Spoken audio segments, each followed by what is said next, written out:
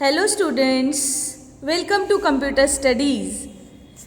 आज हम लोग आगे का पार्ट देखेंगे चैप्टर नंबर 2 का।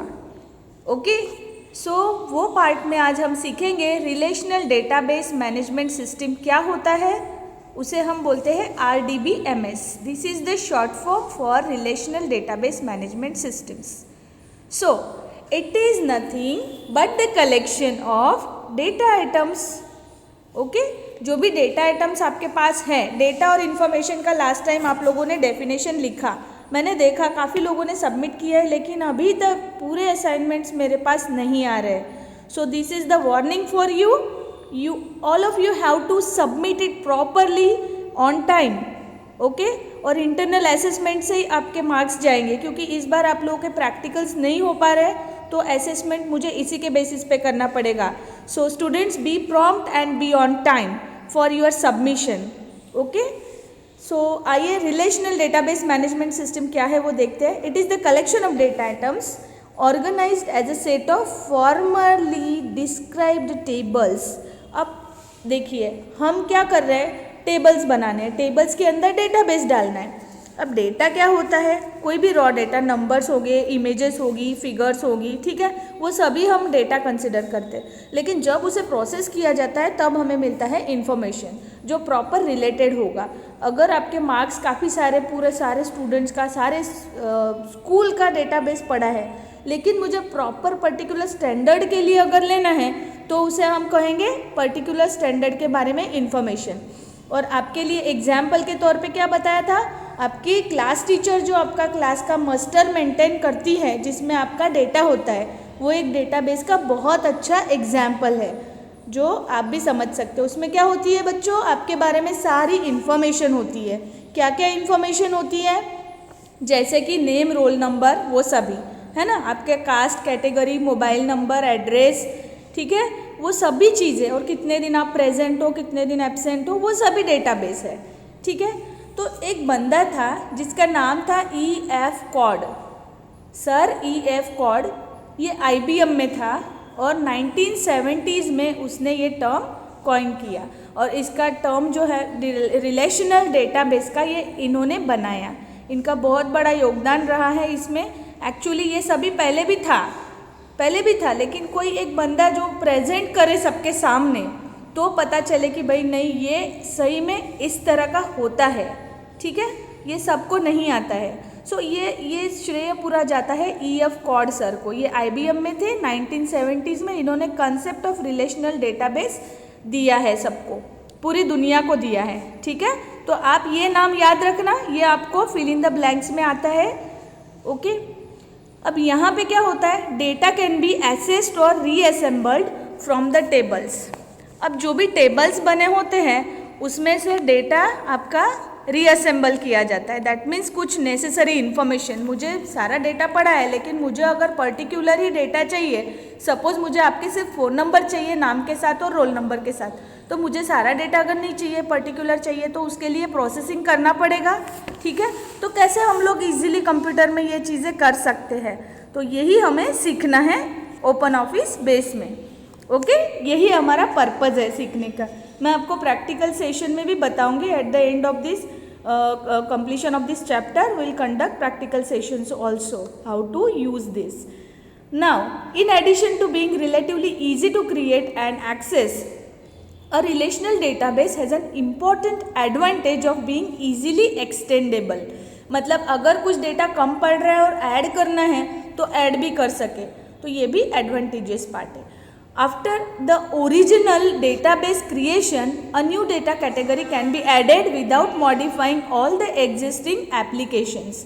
Relational database is a set of tables containing data fitted into some predefined categories. अब यहाँ पे क्या आपको डेफिनेशन लिखना है, डेफिनेशन के तौर पे आप ये इस तरह का लिख सकते हो, a relational database is a set of tables containing data fitted into some predefined categories. ठीक है, कुछ प्रीडिफाइंड कैटेगरीज होगी, कुछ क्राइटेरियाज होंगे। ओके, अब यहाँ पे क्या है, सारे टेबल्स ही है, सेट ऑफ टेबल्स, एक टेबल नहीं है, बहुत सारे टेबल जब इकट्ठे स्टोर होते हैं ना, तो उसे हम डेटाबेस बोलते हैं। ठीक है, each table which is sometimes called a relation. हर एक टेबल में रिलेशन बोला जाता है। Table is nothing but the relation. जैसे कि एक क्लास टीचर है, सपोज आपका स्टैंडर्ड 8 है, उनके क्लास टीचर है मीनल मैम, ठीक है।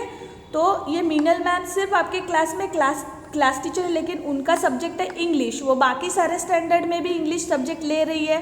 तो अगर मैं मीनल मैम का अलग से टेबल बनाऊँ मीनल मैम के नाम से, तो वो जितने भी कितने स्टैंडर्ड में पढ़ा रहे हैं तो वो उनका इन्फॉर्मेशन पूरा उस टेबल में जाएगा।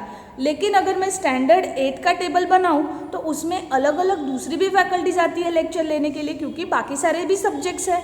तो ये हुआ रिलेशन। क्या आप समझ पा रहे हो मेरी बातों को कि रिलेशन होता है टेबल में, है ना।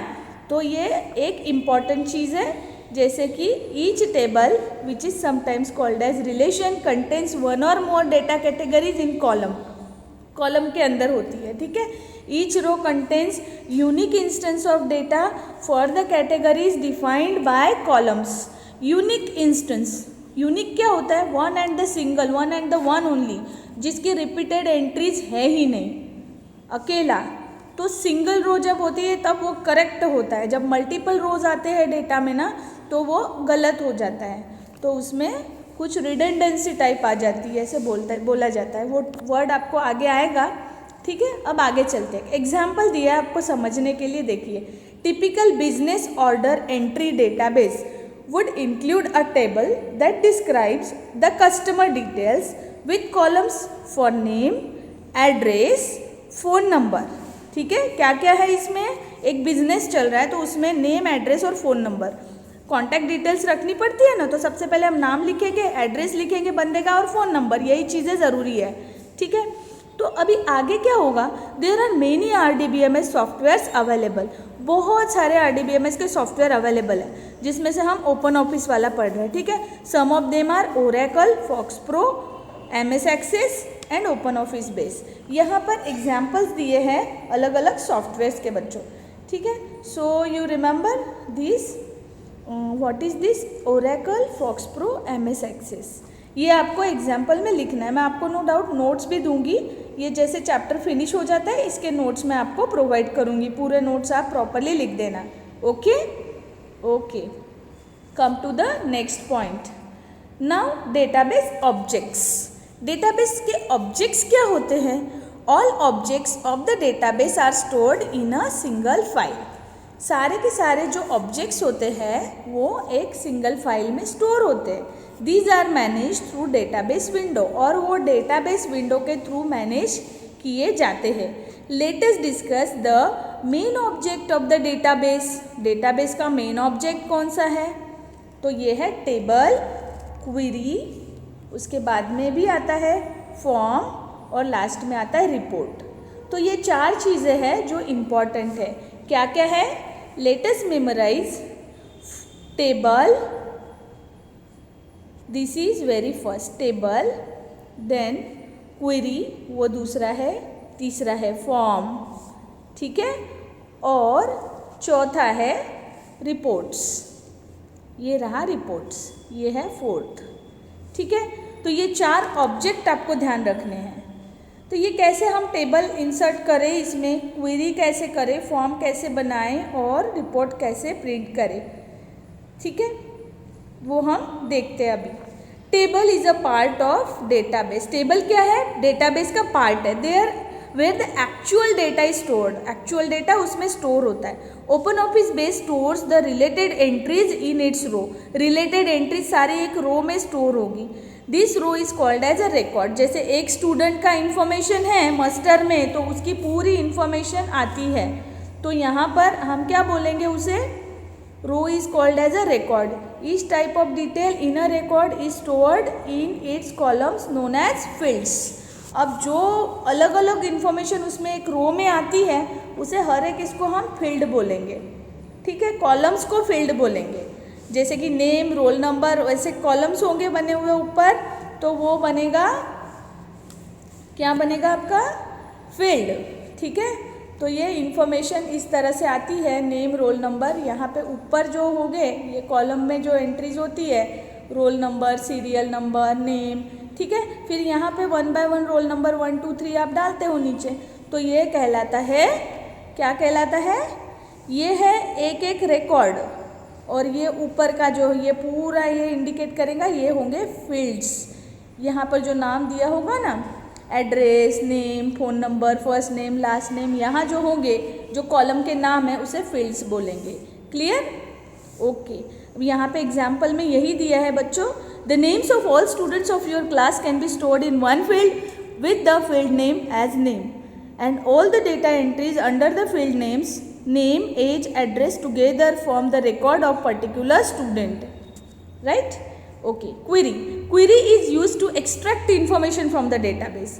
The output of the query is a record or a group of record that fulfill a certain condition. An example of a query is to get the record of the student with roll number 32. अब roll number 32 का record हमें चाहिए, तो हमें क्या command fire करनी पड़ेगी, सिर्फ 32 रोल नंबर डालना पड़ेगा, यूनिक की से वो लेकर आएगा पूरे रोल नंबर का पूरा इन्फॉर्मेशन, वही रोल नंबर का इन्फॉर्मेशन। ठीक है। उसके बाद में आता है form. Form resembles a fill in the blank sheet that you fill completely by hand such as job application. Form किसे बोलेंगे, जैसे कि हम कोई जॉब एप्लीकेशन कर रहे होते हैं तब हमें डेटा फिल करना पड़ता है, या स्कूल में एडमिशन लेते वक्त आप कोई फॉर्म फिल करते हो, उसी को हम फॉर्म बोलेंगे। ठीक है। Clear? Okay. Hence a form is a way to enter data into the database. तो आप ये फॉर्म का डेफिनेशन लिख सकते हो, form is a way to enter data into the database. Open Office base links a form to the table and hence stores the information that you put in the form into the table. Clear? अभी ये store करेगा information और form के अंदर रखेगा। उसके बाद आता है रिपोर्ट्स, ये चौथा ऑब्जेक्ट है। Just as a forms are design to be on screen, reports are design to be printed. जैसे कि कोई भी रिपोर्ट होती है, जैसे डॉक्टर के हॉस्पिटल की रिपोर्ट, हमारी कोई बीमार पड़ जाता है तो रिपोर्ट आती है, ठीक है, उसे हम रिपोर्ट बोलते हैं। तो उसी टाइप के अलग अलग, जैसे बिजनेस आप कर रहे हो तो प्रिंट करके आपको कुछ चीज़ें देनी पड़ती है रिपोर्ट की, इस महीने में कितना परचेस किया, कितना है हमने बेचा, ये सब चीज़ें जो होती है वो जैसे एक बिजनेसमैन मेंटेन करता है, उसको भी हम रिपोर्ट बोलेंगे। रिपोर्ट कई तरीके के होते हैं actually. With the open office base, one can design the reports quickly based on data of the table. So this is regarding report. So students, remember the things. 4 आपको डेफिनेशंस लिखनी है अभी, यही आपका आज का होमवर्क है। What is RDBMS, write down that definition for RDBMS। यहाँ पर आपको RDBMS का डेफिनेशन मिल जाएगा, ये लिखना है। उसके बाद में आपको लिखना है टेबल का डेफिनेशन, क्वेरी का डेफिनेशन, फॉर्म का डेफिनेशन और लास्ट में रिपोर्ट का डेफिनेशन। तो बच्चों आपको ना ये चीज़ करनी है, ये डेफिनेशंस आप लिखकर मुझे सेंड करना। Okay, thank you.